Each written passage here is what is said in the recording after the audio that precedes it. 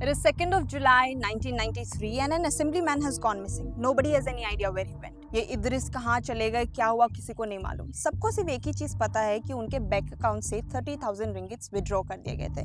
क्यों किया, किसने किया, किसी को नहीं मालूम.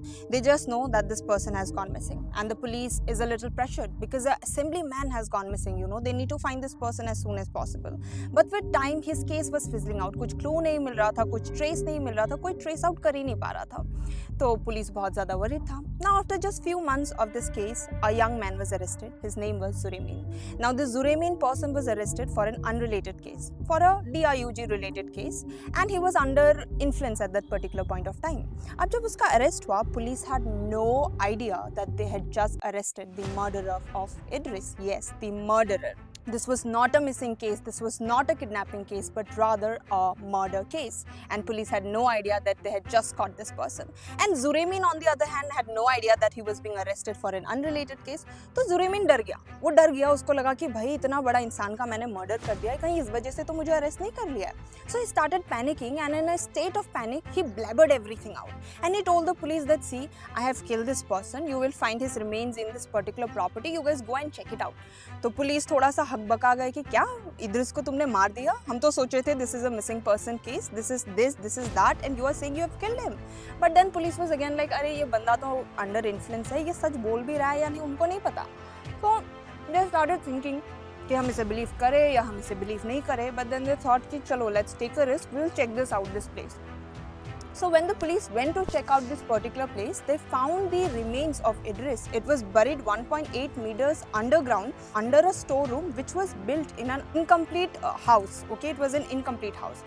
अब जब पुलिस ने इन्वेस्टिगेशन करना चालू किया कि क्या है क्या नहीं है, they found that this particular place belonged to a Malaysian pop star. Her name was Mona Fendi. And the state of the dead body of the remains of Idris was so bad that it is said that he was dismembered. There were 18 pieces of him. His organs were missing. In fact, he was partially skinned and even his testicles were missing. Some even say that Mona Fendi had done cannibalism over him. So, to understand what exactly led to this very situation, ऐसा क्या हुआ कि इस इंसान के साथ इतना बुरा हो गया, we need to start from the very beginning. So, let's start.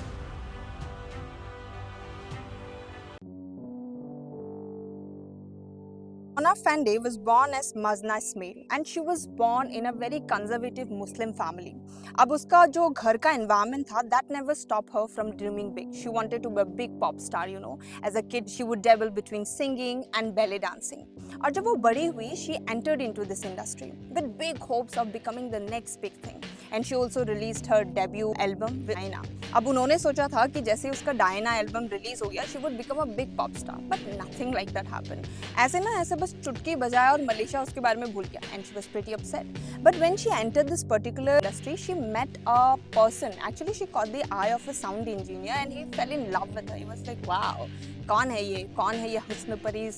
I need to get married to this woman. He introduced herself and within a short span of time, you know, अब introduction होने के साथ साथ they got married. And this person was Mohammed Effendi. Now Mohammed Effendi had lots of hopes for her. He believed in her. Believed in her to the point of being delusional. उसने अपने जितने भी savings थे ना सब कुछ निकाल दिए and he put it all inside her business just to make sure कि जो national TV था वहाँ पर उसमें थोड़ा उसको air time मिल जाए. Unfortunately, जो Mona Fendi थी उसको कोई सक्सेस मिल ही नहीं रहा था. Nobody was noticing her. So they started thinking कि अब हम क्या करें, ऐसा क्या करें कि कुछ better हो. So जो Mazna Effendi था, he turned himself into her manager and they ventured into other things. Now if you're wondering what other things were, they ventured into voodoo and they became witch doctors. Yes, witch doctors. Now the kind of fame and success she wanted to see in the music industry, she was getting that particular success in this particular field. अब ये जो Mona Fendi थी, it was not like कि उसको गाना पसंद था. It was more of a thing of fame. उसको फेम चाहिए था, वो चाहती थी कि लोग उसको जाने. तो ये जो पर्टिकुलर एरिया था इससे भी लोग उसे जान रहे थे and that is why she was very happy. She was very famous amongst the politicians, among the artists because she was doing some kind of things which was actually leading people into success. अब सब कुछ अच्छा चल रहा था. Everything was going good for the couples. They were earning, they were success, people knew they were successful, people knew about them. But then in the month of July, everything went downhill when Idris approached them. Now Idris was an assemblyman and he wanted to be the president of the country. So he approached them. उन्होंने बहुत ज़्यादा सुना था मोना के बारे में कि कैसे उसके पास पावरफुल कुछ powers है, extraordinary powers, and she was leading people into new heights. So he also went there knocking to their doors. Now when he approached Mona Fende and Afendi, they actually sold a talisman to him.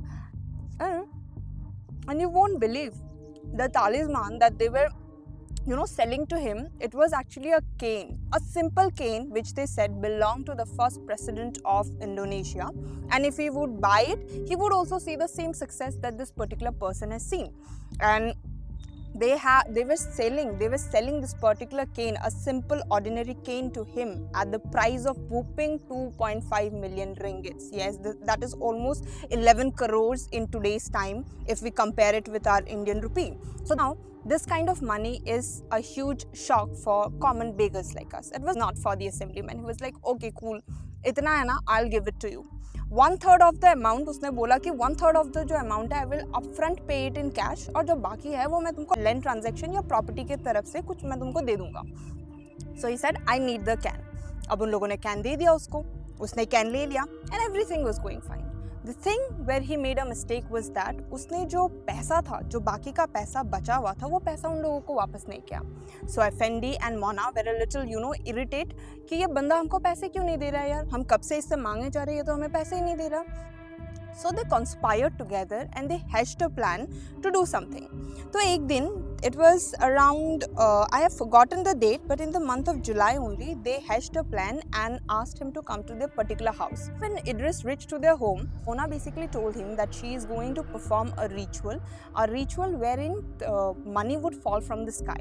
They asked him to lay down on a sofa, where she basically asked him to close his eyes, and after that she put an orchid on his forehead, and she told him that I will do a ritual in which a person, you will hear a voice at some particular point of time, and that voice would ask you, how much money do you want? And you have to answer it.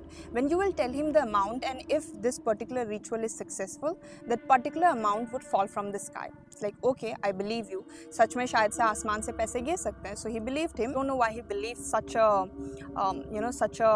bogus thing. But then again, I myself am a person who keeps people ka patta in my purse, so I'm not the right person to judge him.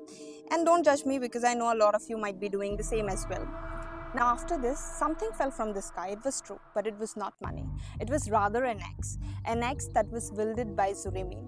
He struck Idris 3 times on his neck, killing him instantly, and thereafter Mona Fende and her husband proceeded to skin him, and thereafter Mona also performed cannibalism over his flashes. And that is the reason some of the organs were missing, and even his testicles were missing when the police had found his body. Now thereafter, the Zurimin, who was the helper of this couple, he had told them, thereafter the couple proceeded to go to the shower to wash themselves off, to wash all the blood that they had gotten in their dresses. Now if you're thinking they must have felt very sad, very depressed of this particular incident, then you are absolutely wrong. Because right after this incident, the next day, Mona Fende went on a shopping spree. She bought herself a Mercedes-Benz. She went for a facelift. She did her nose job. She did everything she could with the money. In fact, she had bought a whole set of furniture for her newly customized kitchen. So there was not even an ounce of regret in this couple or the helpers. The police, after knowing the whole story, arrested the 3 of them. And the trial was a different kind of sensation. Another kind of drama was ongoing. It is said that, in fact, I will share some of the photos. In the photos, you will notice that Mona Fende had no kind of regret. In fact, she was happy, very happy during the whole trial. She would smile at the camera. She would don herself in the most luxurious clothing brand. She would wave. She would kiss the camera. In fact, in one of the instances, she had looked directly towards the camera and had said that, looks like I have some fans. So, in fact, she was living the dream. She wanted to be famous. She wanted money. She wanted fame, and she had everything. It didn't matter whether it was as a murderer or as a famous pop star. She just wanted fame and the camera, and she had gotten that. Now in Malaysia, whenever you kill somebody, the only penalty that you can get is that of a death penalty. So death penalty was awarded to all the 3 culprits, and thereafter it is said that Mona Fandey never took the stand. She never took the stand. She never tried to justify herself why she did such a horrendous act. The only time she had taken the stand was to complain about the police. And in that statement, she had said that the policemen were very forceful. They used force to, open her mouth. और वो करते समय जो उसका जो stitches था, face lift कराया जो stitches था, that actually got bad. And thereafter, 2001, they were hanged. All the three of them were hanged together. And the last words uttered by Mona Fandey was that, "I will never die." And nobody has any idea why she said that. But I believe the reason she said that was because this woman was hungry for money. This woman was hungry for fame. She wanted the people to remember her. She wanted the people to talk about her. And that is exactly what we are doing today. We remember Mona Fandey as the estranged pop star who turned into a murderous sorceress. We talk about her, we remember her. And that is exactly what Mona Fandey meant when she said that, "I will never die."